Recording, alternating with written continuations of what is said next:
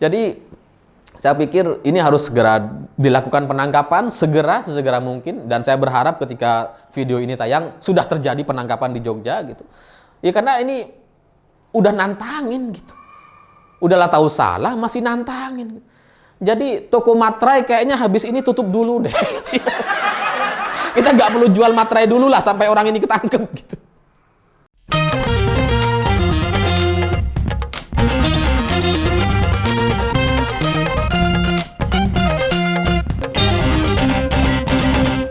Selamat malam para mantan, selamat malam untuk semua mantan-mantan kalian yang ketika minta maaf, dia gak minta maaf untuk kesalahannya.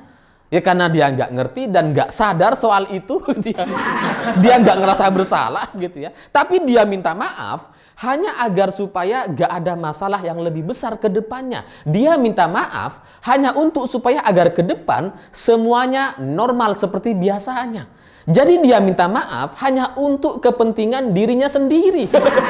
Bukan untuk menyelesaikan permasalahan gitu. Nah, cerita-cerita semacam itu bagi saya jadi mirip sekali dengan cerita Harisma Djati. Jadi si Harisma Djati ini seorang komikus gitu ya, cukup banyak karya-karya komiknya. Tapi kemudian kemarin di Twitter dia posting foto Ibu Iriana dan istri Presiden Korea Selatan. Foto ini emang viral di mana-mana, banyak orang membicarakannya gitu karena ini istri Presiden Korea Selatan yang cukup cantik, yang kemudian terlihat lebih muda dibandingkan usianya yang katanya sudah 50 tahun gitu. Jadi emang viral di mana-mana karena masyarakat kita banyak yang suka drama Korea, jadi terlihat seperti nonton drama Korea gitu ya. Jadi emang jadi pembicaraan gitu. Karena banyak orang membicarakan soal istri Presiden Korea Selatan yang terlihat muda sekali ini gitu ya. Tapi Harisma Djati dia datang dengan imajinasi yang berbeda gitu. Karena ketika dia posting di Twitter, dia bikin caption seolah-olah terjadi percakapan. Tolong bikin minuman untuk tamu-tamu kita. Terus di bawah ada jawabannya, baik nyonya gitu. Terus ilustrasinya, fotonya antara foto istri Presiden Korea Selatan dan Ibu Iriana gitu. Jadi menurut imajinasi Harisma Djati, seolah-olah salah satunya dari dua sosok yang ada dalam foto itu salah satunya adalah nyonya, adalah bosnya, sementara yang lain salah satunya lagi adalah pembantu atau babunya gitu. Ya kita nggak masalah soal pembantu atau babu, itu pekerjaan yang halal, yang bagus dan nggak salah gitu. Tapi ini kan ibu negara gitu. Ibu negara dianggap babu. Ini menjadi bagian dari pelecehan yang nggak mungkin termaafkan gitu. Ya terserah Harisma Djati mau menganggap siapa salah satunya yang babu, salah satunya yang nyonya, terserah gitu. Tapi pada intinya ini adalah kesalahan yang memang salah dan gak mungkin bisa dibenarkan gitu. Ya karena dua-duanya adalah ibu negara. Lah kok bisa dianggap salah satunya adalah babu, salah satunya lagi adalah nyonya. Ini salah dan fatal sekali gitu. Dan kemudian kalau orang-orang ngelihat dan banyak orang tersinggung, terutama para pendukung Presiden Jokowi gitu ya. Ya karena mungkin mereka menganggap bahwa seolah-olah Ibu Iriana diposisikan seperti sebagai pembantu dan itu nggak relevan dengan kondisinya di G20 gitu. Ya karena Indonesia adalah tuan rumahnya gitu. Kita melayani tamu. Kita memang melayani tapi kita bukan babu, kita tuan rumah gitu. Jadi kalau kemudian disebut seperti babu sama si Harisma Djati, ini menyinggung sekali gitu. Dan dari baju Ibu Iriana, dari penampilan Ibu Iriana, gak ada yang salah sama sekali soal itu. Bahwa kemudian Ibu Iriana terlihat sederhana sekali sebagai ibu negara kita gitu ya. Harusnya kita bangga gitu. Harusnya kita salut gitu. Ibu Iriana yang kita lihat hari ini adalah Ibu Iriana yang sama seperti yang kita lihat dulu ketika dia masih mendampingi Pak Jokowi ketika menjadi wali kota Solo. Adalah ibu yang sama gitu. Jadi kalau kesederhanaannya, kesahajaannya terlihat begitu sederhana gitu.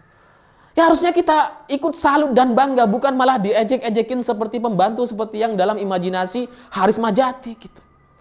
Ini nggak bisa dimaafkan gitu. Orang sudah terlihat sederhana malah diejekin gitu. Jadi kalau dilihat dari bajunya juga nggak ada yang salah gitu. Apa yang salah dari baju yang dikenakan oleh Ibu Iriana?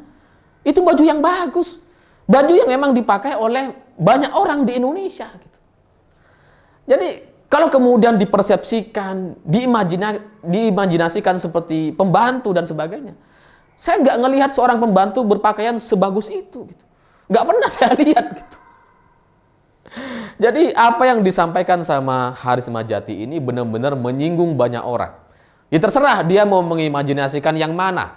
Entah apakah dia kemudian mungkin nanti beralasan bahwa dalam imajinasi dia pembantunya adalah istri Presiden Korea Selatan, tetap aja salah gitu. Karena nggak bisa dia disebut sebagai pembantu. Ya karena dia istri presiden gitu. Gimana mungkin kamu menghina sedemikian rupa gitu. Dan dari tweet ini gitu ya, itu Kaesang dan Gibran yang sebelum-sebelumnya terlihat sangat santai, sangat asik orangnya, dan masih mudah ngelucu meskipun orang tuanya dihina sedemikian rupa. Ya biasanya kalau Pak Jokowi dihina itu Kaesang masih bisa ngelucu gitu. Masih bisa jualan martabak gitu. Gibran juga sama, masih bisa ngelucu. Tapi ketika Ibu Iriana dihina, ini dua-duanya menunjukkan kemarahan yang luar biasa gitu ya. Gibran bertanya, ya karena postingannya akhirnya dihapus sama Haris Majati, terus dia mengklaim bahwa itu terjadi banyak salah paham, banyak orang yang salah paham gitu. Terus Gibran itu bertanya, nge-tweet, salah paham katanya. Ya orang marah itu kan nggak harus maki-maki, nggak harus caci maki, enggak gitu ya. Nulis salah paham saja itu bisa juga menunjukkan kemarahan yang luar biasa. Mungkin sebagian orang nggak ngerti, tulisannya cuma salah paham. Tapi kalau diintonasikan, salah paham yang mana? Itu kan marah kelihatannya gitu ya. Kaesang juga sama. Lah maksudmu gimana katanya? Kok dianggap salah paham? Ya sekali lagi gitu. Kalau kita cuma baca tulisannya, ya cuma kalimat yang biasa. Tapi kalau diintonasikan itu bermakna sangat-sangat marah sekali. Lah maksudmu gimana? Kan beda gitu. Jadi saya nggak ngelihat dua orang anak laki-laki dari Ibu Iriana ini terlihat biasa-biasa saja menanggapi tweet dari Haris Majati. Dia benar-benar menunjukkan kemarahan yang luar biasa, dan belakangan Kaesang mengakui bahwa dia emang marah gitu. Ya karena kemudian dia nge-tweet dan bilang bahwa barusan sudah di WA sama ibu disuruh sabar. Oke, saya sabar. Artinya sebelumnya dia marah betul dengan si Haris Majati ini gitu. Jadi memang itu mungkin faktor anak laki-laki gitu ya. Ini perasaan yang mungkin dirasakan oleh banyak orang. Kalau orang tua kita laki-laki gitu ya, orang tua laki-laki dihina, diejek, mungkin kita masih agak sabar gitu. Tapi kalau ibu ini sudah soal harga diri, ini sudah soal mental gitu. Kalau ibu kita diperlakukan dengan sedemikian rupa, mungkin kita bisa melakukan hal-hal yang jauh lebih gak masuk akal dibandingkan kehidupan kita sehari-hari gitu. Ya karena soal emosi gitu kan.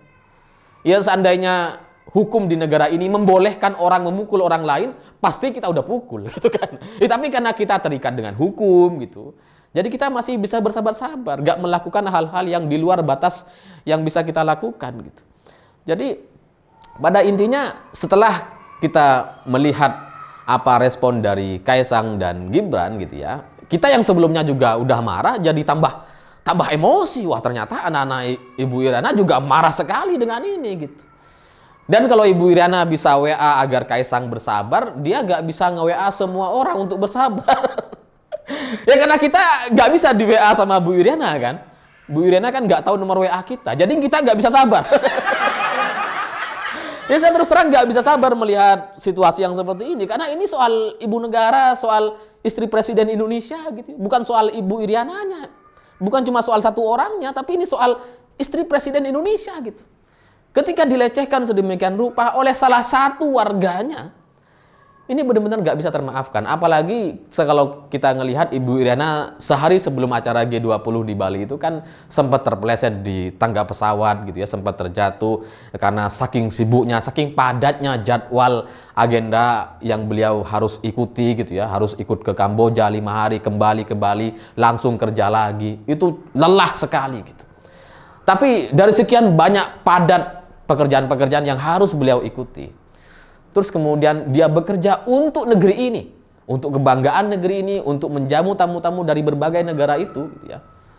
Terus kemudian ada salah satu warganya ngehina ibu negaranya yang udah kerja capek-capek terus dihina sedemikian rupa gitu.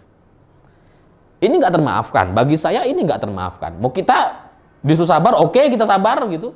Tapi ini harus ada tindakan, harus ada respon yang luar biasa ke depan. Apalagi kalau kita ngelihat permintaan maaf dari Haris Majati ini benar-benar nantangin kita semua gitu. Karena dia bilang minta maaf kepada keluarga presiden, kepada Ibu Iriana, tapi dia tidak meminta maaf untuk para pendukung fanatik rezim ini katanya.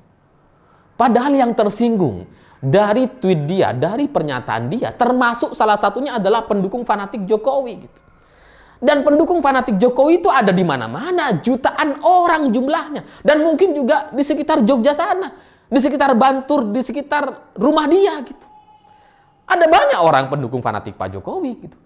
Jadi ketika dia minta maaf dan kemudian tidak meminta maaf kepada pendukung fanatik Jokowi katanya, ini adalah bagian dari perang terbuka gitu. Ini adalah pernyataan yang menantang banyak orang, menantang jutaan orang, sehingga harusnya kepolisian setelah ini harus segera merespon dan segera menangkap orang ini. Karena kalau nggak dilakukan penangkapan, ini bisa terjadi gesekan masalah-masalah sosial di tengah-tengah masyarakat di Jogja ini. Ya karena sekali lagi pendukung Pak Jokowi ada di mana-mana, termasuk di Jogja.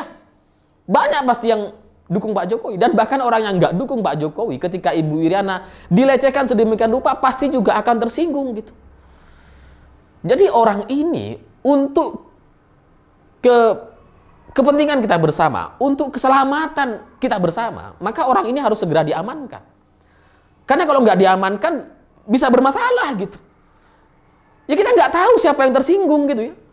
Di tengah-tengah kita bisa aja orang diem-diem aja, nggak ngeliatin muka tersinggung atau marah gitu. Tapi kalau ketemu mukanya yang sekarang viral di mana-mana, mukanya sudah jelas ada di mana-mana. Kalau orang tersinggung lah terus gimana gitu. Jadi bagi anggota kepolisian yang mayoritasnya laki-laki, kalian pasti ngerti apa yang harus kalian lakukan. Ini bukan soal ibu, bukan soal seorang Iriana gitu. Ini soal ibu negara.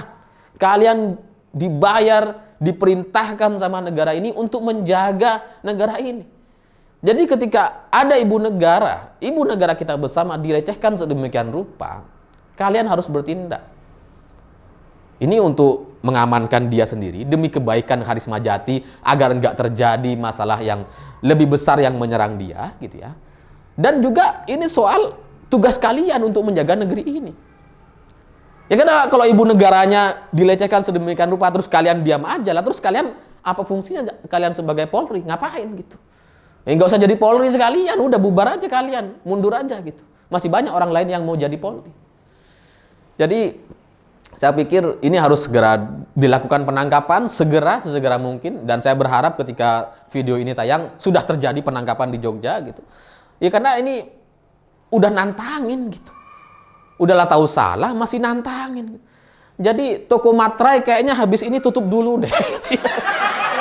Kita nggak perlu jual materai dulu lah sampai orang ini ketangkep gitu. Ya karena udah nggak termaafkan gitu. Dan lagian kalau kita ngelihat dari muka-muka si Haris Majati ini gitu ya, ini kan muka-muka kayak kelompok sebelah kayak kelompok peminum kencing onta kayaknya ini gitu. Muka-mukanya kan kayak gitu. Dan karena pendukung Pak Jokowi itu banyak gitu ya, maka kemarin juga banyak orang yang kemudian melacak tempat tinggalnya. Oh ternyata workshopnya di sini. Oh ternyata dia punya akun Tokopedia gitu. Dan dalam hitungan menit, akun Tokopedia milik Haris Majati ini langsung statusnya berubah menjadi dalam pantauan. Ya bisa aja itu adalah respon cepat pihak Tokopedia gitu ya. Atau bisa juga salah satu admin Tokopedia ya pendukung Pak Jokowi. Atau dia ngerasa nggak terima kalau ibu negaranya dihina sedemikian rupa. Ini bukan soal pilihan politik, ini soal ibu negara gitu. Ketika dia dihina, kita harus bertindak. Kalau kita nggak bertindak, maka kita merasa mungkin kita bukan nggak merasa memiliki negara ini gitu. Nggak merasa memiliki presiden dan ibu negara gitu. Jadi Haris Majati ini secara dampak sosialnya, dampak kepada pekerjaannya itu pasti akan banyak masalah ke depannya gitu ya. Ya dia ditangkap, mungkin itu salah satu cara terbaik untuk menyelesaikan masalah-masalah sosial yang kalau nggak ditangkap itu akan lebih besar masalahnya. Dan di luar itu saya juga baca-baca gitu, baca-baca soal Haris Majati ini siapa ya, karena saya nggak terlalu tahu komik gitu ya. Ketika saya kecil saya nggak tahu siapa pembuatnya gitu. Dan Haris Madjati ini ternyata adalah seorang komikus yang memang kontroversial dan bermasalah. Karena komik-komiknya itu banyak yang isinya bokep gitu ya. Masalah-masalah yang nggak beretika dan nggak bermoral, seperti ya yang berdarah-darah gitu ya, yang pelecehan seksual dan sebagainya. Bahkan dia pernah bikin masalah gitu. Jadi ada komikusi lain perempuan namanya Sheila Playground. Jadi si Mbak Sheila ini bikin cerita komik soal keluarga yang harmonis dan sebagainya gitu ya. Ya baguslah, seperti keluarga yang diidam-idamkan oleh banyak orang. Nah, sama Haris Madjati ini diubah alur ceritanya sehingga orang tuanya itu melecehkan anaknya sendiri. Jadi kalau saya baca dari berita ini gitu ya, memang si Haris Madjati ini punya masalah dalam imajinasi dia gitu. Ketika kita ngelihat Ibu Iriana dengan istri Presiden Korea Selatan, kita tidak terbayang bahwa itu adalah salah satunya adalah babu dan salah satunya lagi adalah nyonya. Kita nggak membayangkan itu gitu. Tapi Haris Madjati berimajinasi seperti itu. Jadi memang kepalanya atau otaknya bermasalah gitu. Ya karena cerita bagus-bagus diubah sama dia gitu. Karena mungkin emang cuma itu yang ada dalam kepalanya. Emang bermasalah orang ini gitu. Dan dia mungkin sedang juga menerapkan soal kesalahan gitu ya. Ya karena kan ada pepatah bijak yang bilang bahwa jangan melakukan kesalahan yang sama. Karena masih banyak kesalahan-kesalahan lain yang masih bisa kita coba. Nah, Haris Madjati ini dulu bermasalah dengan sesama komikus gitu ya. Dengan Sheila Playground, terus kemudian minta maaf, udah selesai. Tapi mungkin bagi dia nggak menantang gitu. Makanya sekarang dia bikin masalah sama ibu negara, sama presiden, sama kepala negara. Sama banyak pendukung fanatik Jokowi gitu. Dia mungkin coba bikin masalah baru gitu. Ini kalau nggak diselesaikan orang ini, kalau dia cuma berakhir dengan permintaan maaf, jangan-jangan ke depan dia bikin masalah sama yang lebih besar lagi. Sama Nabi, sama Tuhan. Ya kalau nggak tobat orang ini karena nggak ada hukuman yang bisa menjerat dia atau dia nggak dihukum gitu, dia bisa semena-mena lagi ke depannya gitu. Dan kalau ngelihat dari pernyataan dia meminta maaf, dia bilang dia nggak mau minta maaf kepada pendukung fanatik Jokowi yang nggak beretika dan nggak bermoral gitu ya. Ini kan bener-bener sebuah permintaan maaf yang gila gitu. Yang dia lakukan itu nggak etika, nggak bermoral, tapi dia malah nyerang pendukung Pak Jokowi, yang menuduh Pak Jokowi gitu, menuduh pendukung Pak Jokowi. Ini kan gila. Jadi ya kepada kepolisian, udahlah segera bertindak, karena kalau enggak maka dampaknya ke depan akan jauh-jauh lebih negatif dari ini. Saya pikir itu. Terima kasih sudah menonton. Segera tangkap, begitulah kura-kura.